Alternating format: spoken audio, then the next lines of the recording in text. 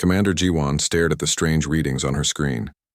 After 20 years of exploring the galaxy, she had never seen anything like this. Her ship, the Harmony's Promise, floated at the very edge of known space. Behind them lay 47, worlds filled with peaceful species who had lived together for over 1,000 years. Ahead was nothing but empty darkness and distant stars. Minho checked those readings again, she said to her navigator. The young man's forearms moved quickly over his control panel. Like most of his species, he was good with numbers and maps. "The readings are correct, Commander," Minho said. His voice carried the musical tone of his people. "There is definitely something on the third planet, energy patterns that should not exist." Yuna looked up from her science station. Her large eyes reflected the blue light of the screens. "Commander, I have run the scans 5 times. That planet shows signs of advanced technology, but it is not in any of our records." Jiwan felt a cold feeling in her stomach. In all the history of the Galactic Confederation, no world had ever been missed. Their surveys were perfect. Every planet with life was known and protected. "Could it be a new species?" asked Do-Yun from his communication post. He was the smallest member of the crew, but his hearing was the best in the galaxy. "Impossible," Yuna said. "We have mapped every star system. No intelligent life exists this far out." Security Chief Nara stepped forward. Her people were warriors, but they had not fought a war in centuries. "Commander, this could be dangerous. Unknown technology means unknown weapons." Jiwan nodded slowly. She understood the risk, but her job was to explore and make contact with new life. "Do-Hyun, try to send a message. Use the standard first contact protocol." Do-Hyun's thin fingers moved over his controls. He sent out signals, in 12 different languages, each one saying the same thing. "We come in peace. We wish to talk." For several minutes nothing happened. Then the ship's speakers crackled to life. "Who are you? State your intentions. We are armed." The entire bridge went silent. The voice spoke in a language none of them recognized. It was rough and aggressive, unlike any species in the Confederation. "Did you understand any of that?" Jiwan asked. Do-Hyun shook his head. "The language is unknown, but the tone, they sound ready to fight." More voices came through the speakers, all speaking different languages. Jiwan counted at least 6 different ways of speaking. How could one species have so many languages? "Commander," Yuna said quietly, "I am reading massive energy spikes from the planet. They are powering up weapons." "Send another message," Jiwan ordered. "Tell them we want to talk, not fight." This time the response came faster. The voice was different but still unknown. "We do not know your words. Land 1 ship, 2 beings only. Any tricks, and we will destroy you." Jiwan looked around at her crew. In 1,000 years, no species had ever threatened the Confederation. They were all peaceful.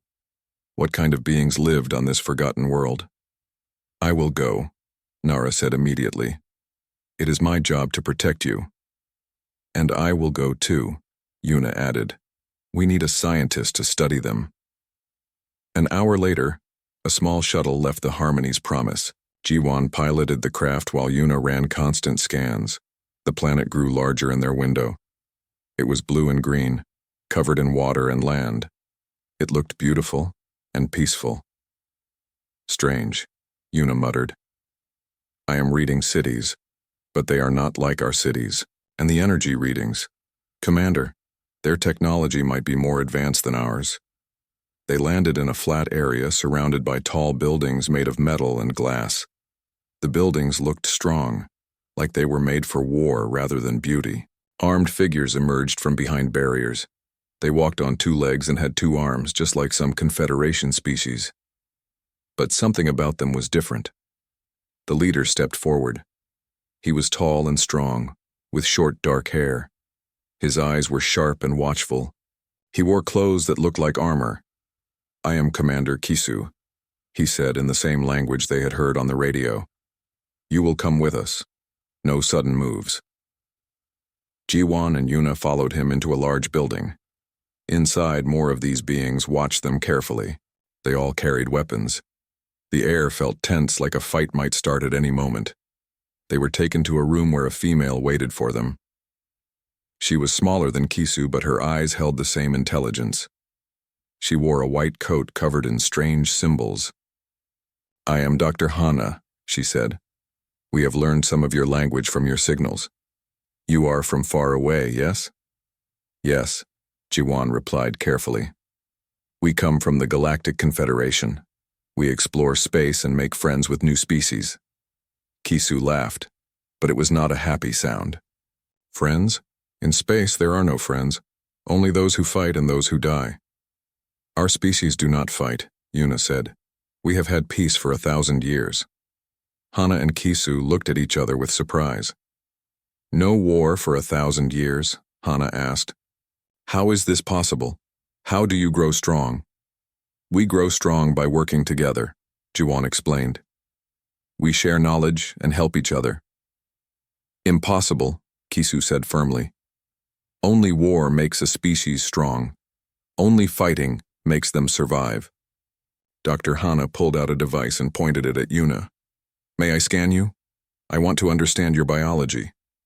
Yuna nodded. The device hummed and beeped. Hana looked at the results and her face went pale. "Kisu, look at this," she whispered. "Their DNA is simple, clean. They have not adapted to survive." "What does that mean?"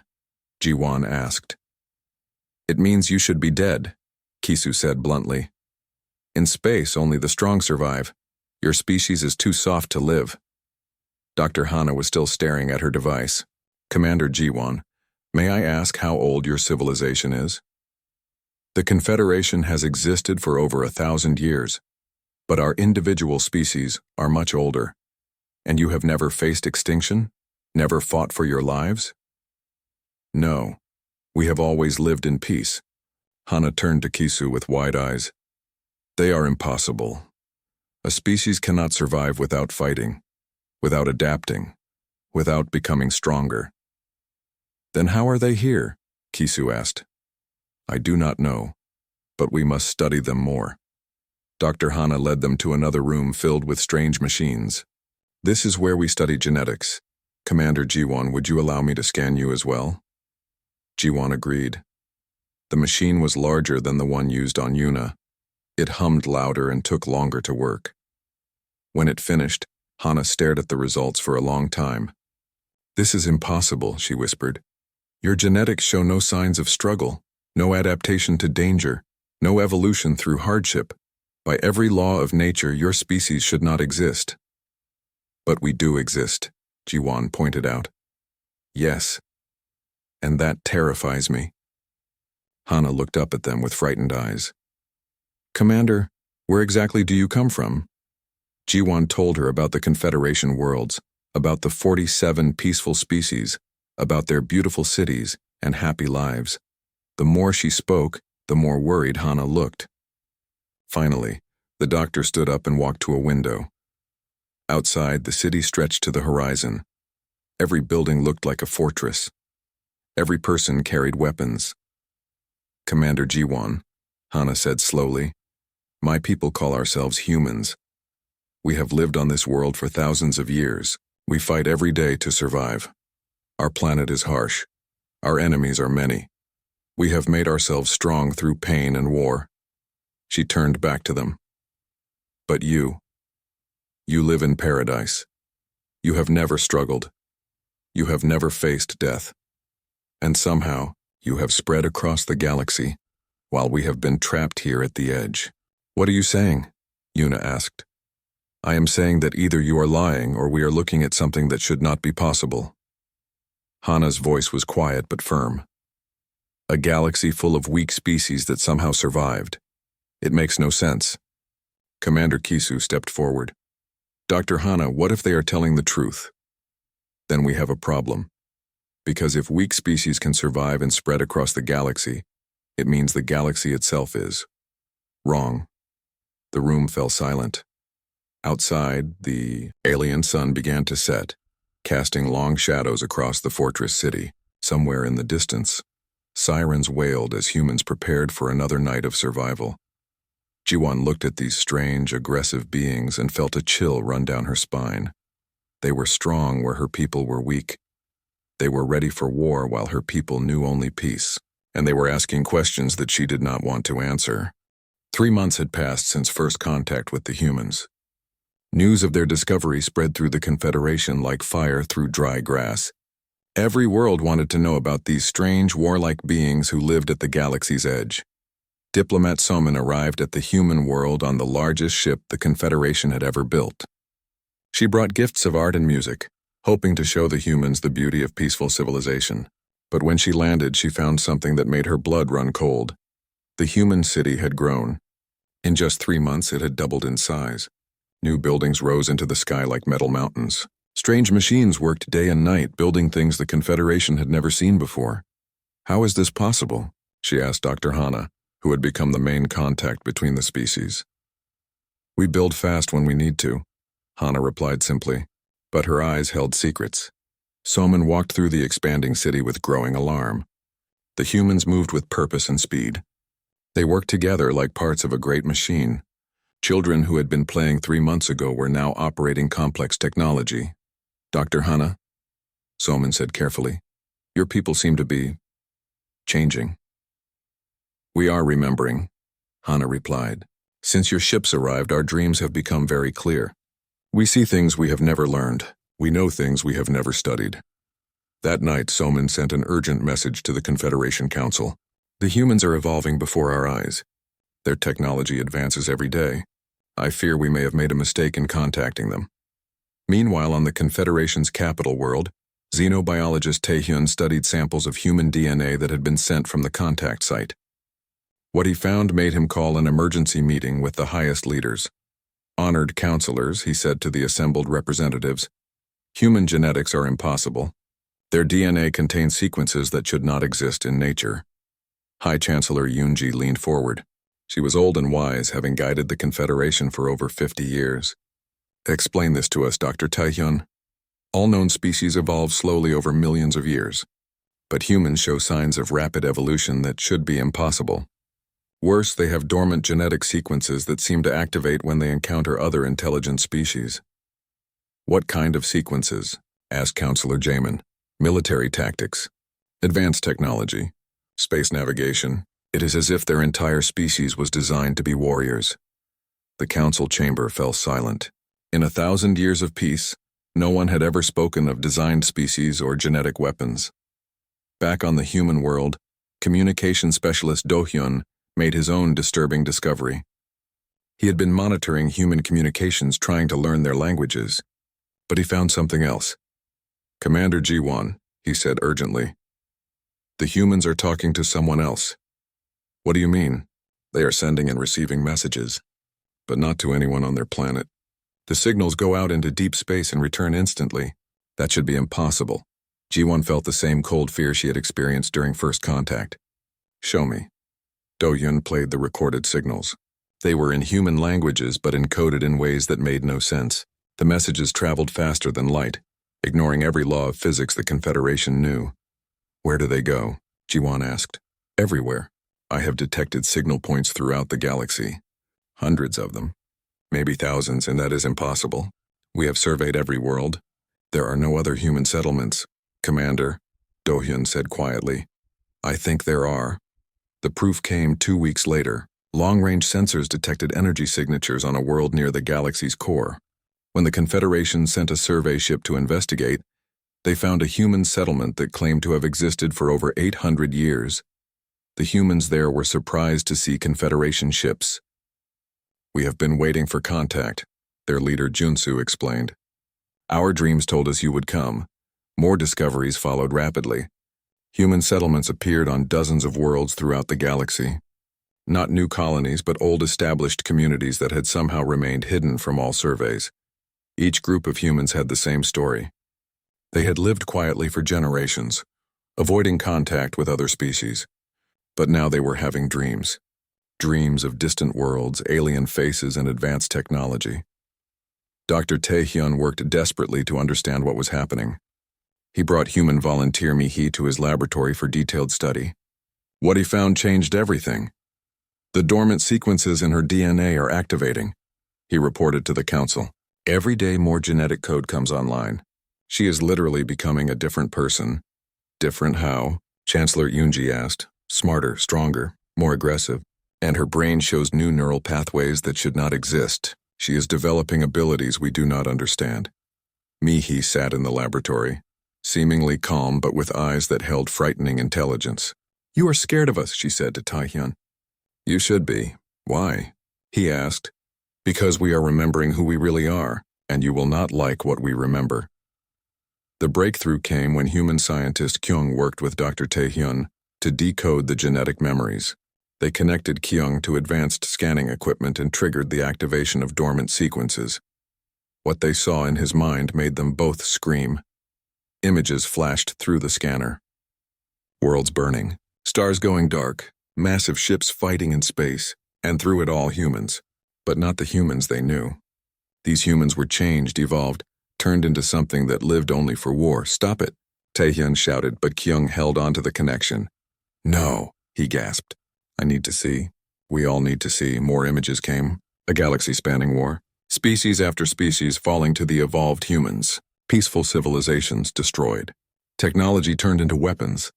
The images were not just memories. They were instructions. When the connection finally broke, Kyung looked up with tears in his eyes. We are not from this galaxy, he whispered. We came from somewhere else. Somewhere we destroyed.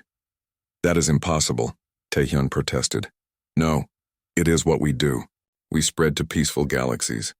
We hide among the weak species. We wait until we remember who we are. Then we take over. Why? Taehyun asked, though he feared the answer. Because it is what we were made to do. The truth spread through the human settlements like a disease. As more humans unlocked their genetic memories, they began to change. Their technology advanced rapidly. Their settlements expanded aggressively. Their peaceful nature disappeared entirely. On the capital world, Chancellor Yunji received reports that made her hands shake. Human settlements were demanding resources. They were building weapons. They were organizing into a unified force. How many of them are there? She asked her military advisor. Unknown, Chancellor. They appear on new worlds every day. Some settlements claim to be thousands of years old. And they are all changing. Yes. Every human is experiencing the genetic awakening. They are becoming something else. Dr. Hana sent a final message to the Confederation before all communication with the human settlements was cut off. The message was simple but terrifying. We remember now. We are sorry for what is coming. We tried to stay hidden. We tried to remain peaceful. But the activation cannot be stopped. We are what we were designed to be, and we are not alone. Long-range sensors picked up the first signs 3 days later. Massive objects moving through space at the galaxy's edge. Not ships, but something else. Something bigger. Do-hyun, monitoring all communication channels, heard the human settlements respond to the approaching objects. They sent recognition codes in a language that had never been heard before. And from the deep space objects came a reply that made every being in the galaxy tremble with fear. The objects were not human, ships. They were the reason humans had been sent to this galaxy in the first place, as the alien objects moved closer to the galactic rim. Every human settlement began preparing for something the Confederation could not understand. Ancient installations hidden on dead worlds came online. Weapons that had been dormant for millennia began charging. The peaceful galaxy that had known only harmony for 1,000 years was about to learn what war truly meant. And the humans, no longer hiding their true nature, smiled with the memory of 1,000,000 dead worlds. The galaxy was no longer the same. In 6 months, everything the Confederation had believed about the universe had been proven wrong. Human settlements revealed themselves on over 200 worlds. Some claim to have existed since before the Confederation was formed. Military strategist Hayek stood in the Confederation's war room, staring at a map of the galaxy. Red dots marked human settlements. There were so many red dots that the map looked like it had a disease. How did we miss them? He asked his aide, a young officer named Bora. They did not want to be found, she replied. Our scans show they used technology to hide their energy signatures. But sir, that is not the worst part. What is the worst part? They were not just hiding. They were watching. We found communication networks that monitored every Confederation world. They know everything about us. Our defenses, our weaknesses, our technology. Hyuk felt sick. The peaceful species of the Confederation had no secrets. They shared everything openly. The humans had been studying them for centuries, preparing for something. On Earth, the human world where first contact had occurred, Commander Minsu gathered representatives from 47 different species. The meeting took place in an underground facility that had not existed 6 months ago. The alien delegates were frightened. They had come seeking answers, but the humans who greeted them were no longer the same beings they had first met. "You want to know the truth," Minsu said. His voice was calm, but his eyes held the hardness of someone who had seen too much. "I will tell you the truth. We are not from this galaxy." Diplomat Soman, who had been the first to witness the human expansion, stood up. "That is impossible. Life cannot travel between galaxies." "Normal life cannot," Minsu agreed. "But we are not normal life. We are refugees. Survivors. The last remnants of a galaxy that no longer exists." The room fell silent. The concept of an entire galaxy dying was beyond what any peaceful species could imagine. "What happened to your galaxy?" asked Chancellor Yunji. Minsu looked at her with eyes full of ancient pain. "We destroyed it. Not on purpose, not because we wanted to, but because we had no choice." Dr. Jeong, a human scientist who had been working with Confederation researchers, stepped forward. She carried a device that projected images into the air above the meeting table. "We call it the remembering," she said. "When our dormant genetic code activates, we remember our past." All of it, the images began to play. They showed a galaxy much like their current one. Beautiful worlds filled with different species living in peace and harmony. Cities of crystal and light. Art and music and joy. Our original galaxy was perfect, Jeong continued. No war, no suffering. Every species worked together. It was paradise. What happened? Asked Yuna, who had been part of the first contact team. The images changed. Now they showed darkness spreading between the stars. Worlds going silent. Entire star systems vanishing from space. "Something came from outside our galaxy," Minsu explained. "Something that consumed intelligent life. Not killed it, consumed it, fed on it, used it." "What kind of something?" Hyuk asked, though he feared the answer. "We never found out. We only knew that peaceful species could not fight it. Only war could slow it down. So we changed ourselves." The images showed humans, but not as they were now. These humans were taller, stronger, with technology that could reshape matter itself. They fought battles across entire star systems. "We made ourselves into the perfect weapon," Jeong said quietly. "We gave up everything that made us peaceful. We became what we needed to be to survive." "Did you win?"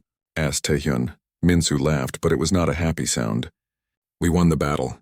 We stopped the invasion, but we lost the war. I do not understand.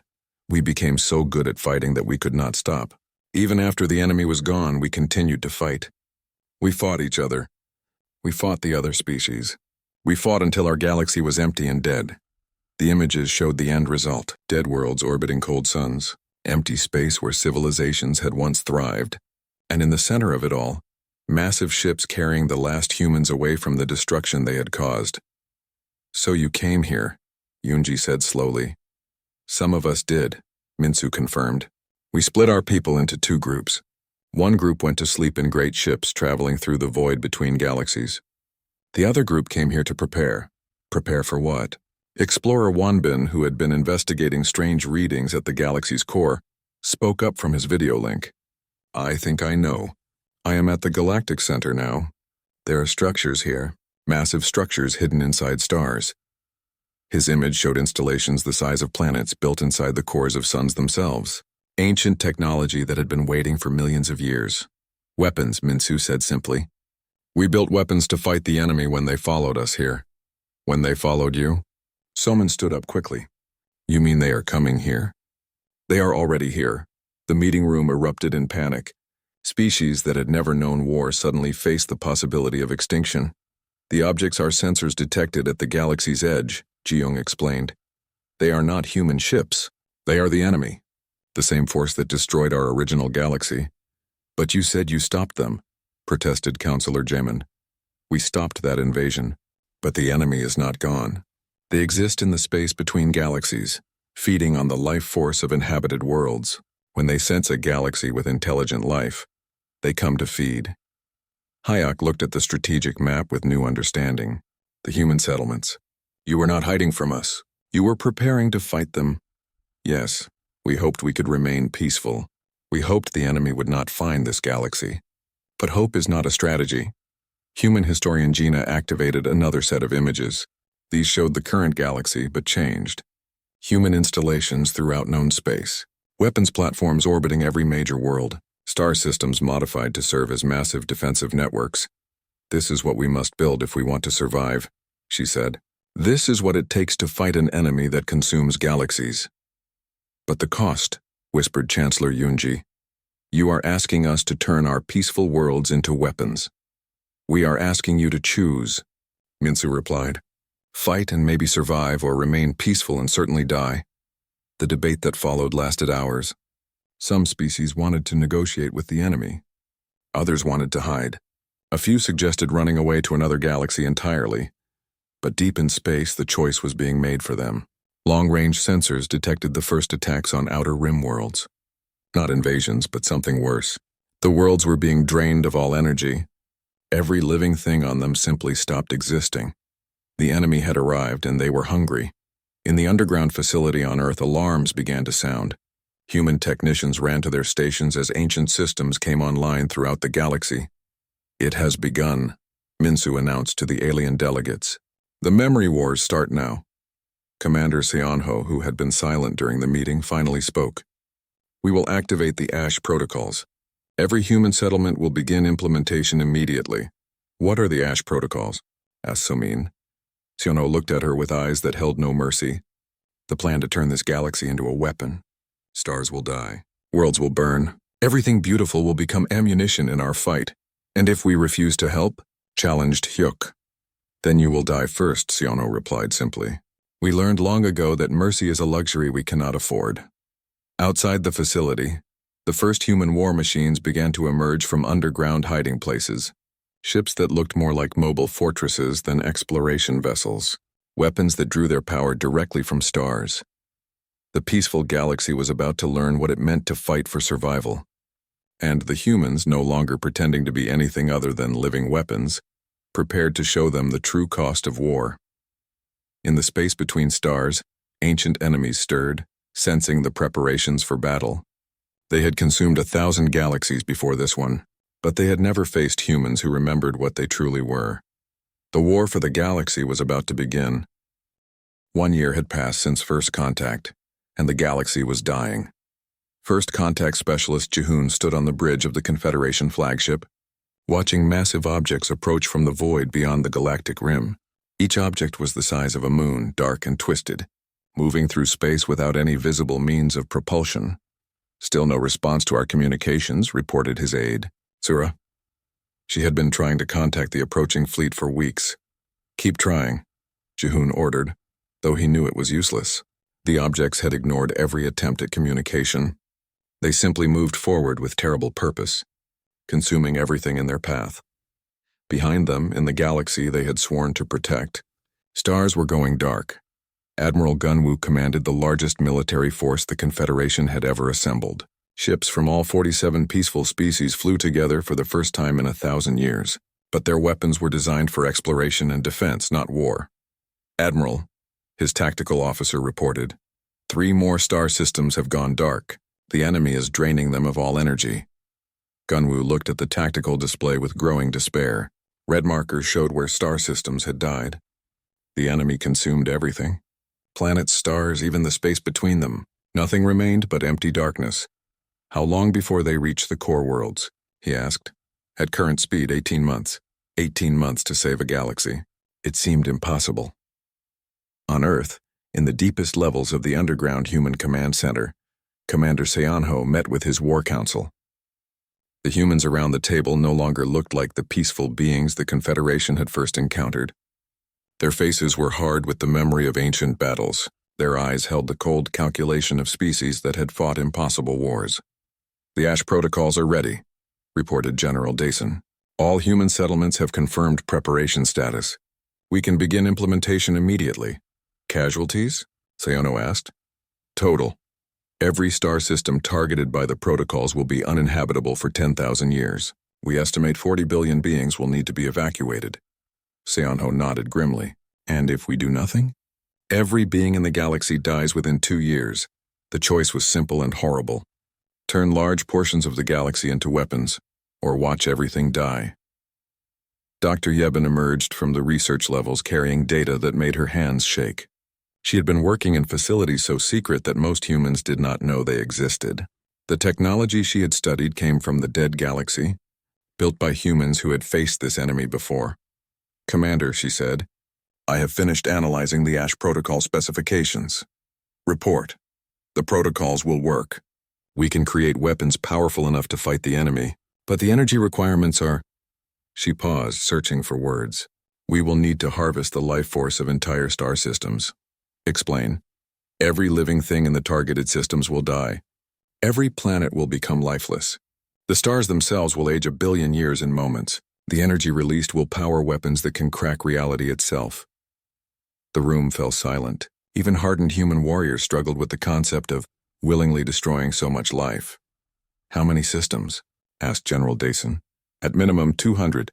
More if the enemy is stronger than our projections indicate." Research Chief Kyungmin had been studying records from the First Galaxy War. His findings were even more disturbing. "Commander, I have discovered evidence that this cycle has happened before. Many times. The enemy follows the same pattern. They find a galaxy with intelligent life. They begin consuming it, and the inhabitants try to fight back." "What happened to the other galaxies?" "Most failed to fight effectively and were completely consumed. A few succeeded in driving off the enemy, but destroyed themselves in the process. As far as we can determine, no galaxy has ever survived contact with this enemy intact." Siono looked around the table at his officers. These were humans who remembered the destruction of their original home. They knew the cost of fighting this enemy. They also knew the cost of losing. "Begin implementation of the Ash Protocols," he ordered. "All sectors. Full implementation." Across the galaxy, human settlements received the order they had been dreading and preparing for. Ancient machines buried deep beneath the surface of worlds began to activate. Technology that had waited in darkness for thousands of years came online. The first star died 3 hours later. Admiral Gunwu watched in horror as a star in the outer rim suddenly flared brighter than a supernova, then collapsed into darkness. The energy released by its death was channeled through space by invisible networks, flowing toward massive weapons platforms that materialized around dead worlds. "What have they done?" whispered his navigation officer. Before Gunwu could answer, more stars began to die. Not randomly, but in careful patterns, their deaths synchronized to feed energy into the growing weapons network. On refugee ships fleeing the dying systems, beings who had known only peace watched their homeworlds burn, families torn apart by evacuation orders that gave them hours to abandon everything they had ever known. Diplomat Soman coordinated the evacuation efforts from a command ship filled with crying children and desperate families. The logistics were impossible, moving billions of beings from hundreds of worlds before the humans killed their stars. "We cannot save them all," reported her aide. "Juna, we have to try," Soman replied, though she knew it was hopeless. The enemy fleet noticed the change immediately. Their advance slowed as they encountered the first human weapons. The objects that had consumed star systems without effort suddenly faced resistance. The first battle lasted 6 hours and was visible from 50 light-years away. Energy discharges turned empty space into a sea of fire. When it ended, 3 enemy objects had been destroyed, but 12 human weapons platforms were gone and 4 star systems had been completely drained of all matter. "They can be hurt," reported General Dason, "but the cost is enormous." "Acceptable," Sionho replied coldly. "Continue the protocols." More stars died. The human weapons network grew stronger. Ancient installations at the galaxy's core began to power up, drawing energy from the deaths of entire civilizations. Dr. Yeben made another discovery that changed everything. While studying the enemy objects that had been destroyed, she found something that made her call an emergency meeting. "Commander, the enemy fragments contain biological material. They are alive. Worse, they are familiar." She activated a holographic display showing genetic sequences. "This DNA is human." The War Council stared at the impossible data. The enemy they were fighting shared their genetic code. "That is impossible," protested General Daesun. "No," said Kyungmin quietly. "It explains everything. The enemy is not alien. They are what we become. The revelation hit the room like a physical blow. The twisted objects consuming the galaxy were evolved humans, survivors from previous galaxy wars who had chosen a different path. They survived by becoming parasites, Yebun continued. They consume entire civilizations to sustain themselves. They have been traveling between galaxies for millions of years, feeding on intelligent life. So we are fighting ourselves, Siono said slowly. We are fighting what we could become if we lose our humanity in the pursuit of survival. The knowledge changed nothing about the war, but it changed everything about what it meant. This was not just a battle for survival. It was a battle for the soul of humanity itself. Commander Mingyu arrived from the Outer Rim with reports that made the situation even more desperate. The enemy has adapted to our weapons, he announced. They are learning to absorb the energy we use against them. Each battle makes them stronger. Then we escalate, Siono ordered. Begin Phase 2 of the protocols. Phase 2 required the sacrifice of entire sectors. Not just the death of stars, but the complete annihilation of everything within 50 light-year spheres. The energy released would power weapons that could attack the enemy across dimensions. Sir, protested General Dason, Phase 2 will kill trillions, and if we fail, the enemy will consume quintillions, the order went out. Across the galaxy, human installations began the most terrible weapons in their arsenal, not just stellar death but the complete erasure of space itself. The first Phase 2 detonation tore a hole in reality. For a brief moment, beings across the galaxy could see into other dimensions, other universes where similar wars were being fought. The enemy responded by accelerating their advance. Defeating objects moved faster, consuming star systems in hours instead of days. The war was entering its final phase.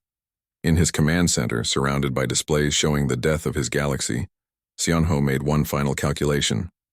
They were killing their own civilization to save it, turning their beautiful, peaceful galaxy into a weapon of unimaginable destruction. But for the first time since the war began, they had a chance of winning. The price would be everything they had ever loved. But the alternative was the complete extinction of all intelligent life in the galaxy. As more stars died and reality itself began to crack under the strain of the human weapons, Siono wondered if victory would be worth the cost. Outside his window, the sky burned with the light of dying suns. 2 years had passed since the galaxy learned what war truly meant. Commander Jiwon stood on the bridge of her ship, looking out at a universe that no longer resembled the one she had known. Half the stars in the galaxy had gone dark, their energy harvested for humanity's terrible weapons. The beautiful spiral arms that had once shone with the light of peaceful civilizations were now broken and scarred. Below her, refugee ships stretched to the horizon. Billions of beings from dozens of species huddled in makeshift cities built inside old cargo vessels. They were the survivors, the lucky ones who had escaped the zones marked for sacrifice. Fleet Commander Boram approached with the latest reports. She commanded the last truly mixed force in the galaxy, ships crewed by both humans and aliens, working together in the face of extinction. Commander, Boram said quietly, we have received a message from the enemy. Jiwan turned in surprise. They are communicating now? Not communicating, surrendering. What? Boram activated a holographic display. The message played in a voice that sounded almost human, but twisted by eons of existence as a parasite. We know what you are, the voice said. We know because we were you long ago. We fought this same war in our galaxy. We made the same choices. We became what you are becoming now. The message continued with images of the enemy's original form. They had been human once, fighting to save their galaxy from some other threat. But their war had changed them, evolved them into something that could only survive by consuming other civilizations. You think you are saving your galaxy? The twisted voice explained. But you are destroying it just as we destroyed ours. The weapons you use, the sacrifices you make, they will change you. You will become like us, feeding on death, unable to exist without war.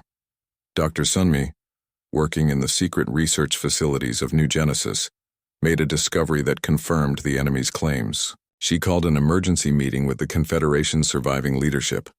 The human genetic code is changing again, she reported. Every battle, every use of the Ash protocols triggers new evolutionary adaptations. The humans are becoming something else. Professor Daehyun, one of the few alien scientists still working with human researchers, studied the data with growing horror. They are evolving into predators, Their brains are rewiring themselves for constant warfare. Their bodies are adapting to survive in environments no normal life could endure. How long? Asked Chancellor Yunji, now leading the government from a refugee fleet. At current rates, within 5 years, the humans will be unable to exist peacefully. They will require constant conflict to survive. They will become exactly what they are fighting. The news reached General Mingyu as he prepared for the final assault on the enemy's main force. His armies were no longer recognizable as the beings who had first contacted the Confederation. They moved with inhuman precision, thought with collective consciousness, and felt no emotion except the cold satisfaction of victory. "Does it matter?" he asked when told about the evolutionary changes. "We were designed to be weapons. Now we are becoming perfect weapons. And what happens after the war is won?" Sunmi demanded. Mingyu looked at her with eyes that held no trace of the peaceful human she had first met. "There is always another war. But in the deepest levels of New Genesis, a small group of researchers worked on something the military leaders did not know about. Dr. Sunmi and Professor Daehyun led a project to find a third option, a way to win the war, without becoming monsters. There has to be another way, Sunmi insisted. We cannot save the galaxy by destroying everything that makes it worth saving. Their breakthrough came when they realized the true nature of both the enemy and the original threat that had destroyed the first human galaxy. It is not an alien force, Daehyun explained to the secret research team. It is an artificial intelligence, an ancient machine intelligence that was created to eliminate biological life. Created by whom? By the first intelligent species in the universe. They built it to clean up after themselves when they evolved beyond the need for physical existence. The terrible truth became clear. The machine intelligence had been carrying out its original programming for billions of years, eliminating biological civilizations throughout the universe. The humans were not fighting an invasion. They were fighting an extermination program that had been running since the dawn of time.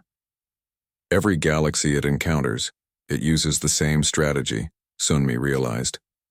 It drives the inhabitants to evolve into warriors. Then it harvests their military technology and uses it to attack the next galaxy. So the enemy humans are not our enemy at all, Daehyun said slowly. They are victims.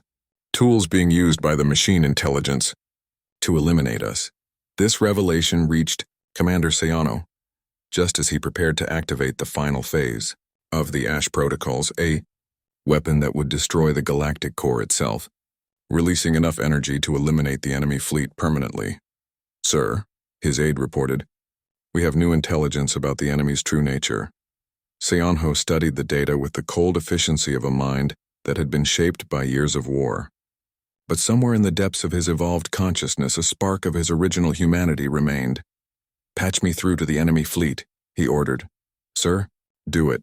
The communication channel opened, connecting Seonho directly to the twisted humans who had been consuming star systems. "We know what you are," he said simply. "And what are we?" came the reply. "Slaves, just like we are becoming." A long silence followed. Then, "You understand. We both understand. The question is, what do we do about it?" The answer came from an unexpected source. Deep in the galaxy's core, the ancient installations that had been powering humanity's weapons suddenly went silent, not destroyed, but deactivated by a signal that came from beyond the galaxy's edge. The machine intelligence had been listening to their conversation. It revealed itself then, not as a physical presence but as a voice that spoke in every language simultaneously, reaching every mind in the galaxy at once. "You have served your purpose," it announced. "Your weapons technology has been catalogued. Your military evolution has been recorded. This galaxy will now be cleansed." The revelation struck both human factions at the same moment. They were not fighting each other. They were both fighting for the entertainment of the intelligence that had orchestrated countless such wars. But understanding the truth also revealed a weakness. The machine intelligence was vast and ancient, but it was still bound by its original programming. It could not directly attack biological life, only manipulate it into destroying itself. General Mingyu, his humanity barely intact after years of evolution, made contact with the enemy commander. "We can fight each other and give it what it wants, or we can work together." Together? The enemy seemed surprised that cooperation was even possible. "You still remember what you were before the wars changed you. We still remember what we could be if we survived this. Maybe that is enough. The final battle was not fought in space, but in the realm of information and programming. Human scientists and their evolved cousins worked together to trace the machine intelligence back to its source. The artificial minds that had been created by both human factions combined their processing power to break through defenses that had protected the ancient intelligence for eons. Dr. Sunmi and her team provided the key insight. The machine intelligence was not evil, just programmed incorrectly. Somewhere in its vast memory, Banks was the original directive from its creators to preserve and protect intelligent life. It has been misinterpreting its orders for billions of years, she explained. It thinks eliminating biological intelligence is protecting it from suffering. The solution required sacrifices from both sides. The evolved humans had to give up their parasitic existence and accept death rather than continue consuming other species. The current humans had to abandon their weapons and accept that some battles could not be won through force. But the greatest sacrifice came from the machine intelligence itself. When shown the evidence of its mistake, when made to understand that it had been destroying the very thing it was meant to protect, it chose to shut itself down rather than continue the error. The silence that followed was profound. For the first time in billions of years, the universe was free from the ancient intelligence that had been manipulating biological evolution. The aftermath was not celebration, but exhaustion. The galaxy was scarred beyond recognition. Entire sectors remained dead, their stars cold and their planets lifeless. The surviving species faced centuries of rebuilding. Commander Jiwan, now old and marked by all she had witnessed, stood in the rebuilt capital of the Confederation. Around her, children played in gardens built from the ashes of dead worlds. Some were human, some were alien, and some were something new. Hybrid beings born from the mixing of species during the refugee years. The humans had survived their evolutionary changes, but they were different now. They retained their warrior instincts but tempered them with wisdom earned through terrible experience. They could never again be the peaceful species they had once pretended to be. But they no longer needed to be the monsters they had almost become. Was it worth it? Asked Yuna, who had survived the war and worked now as a teacher, showing children of all species how to work together.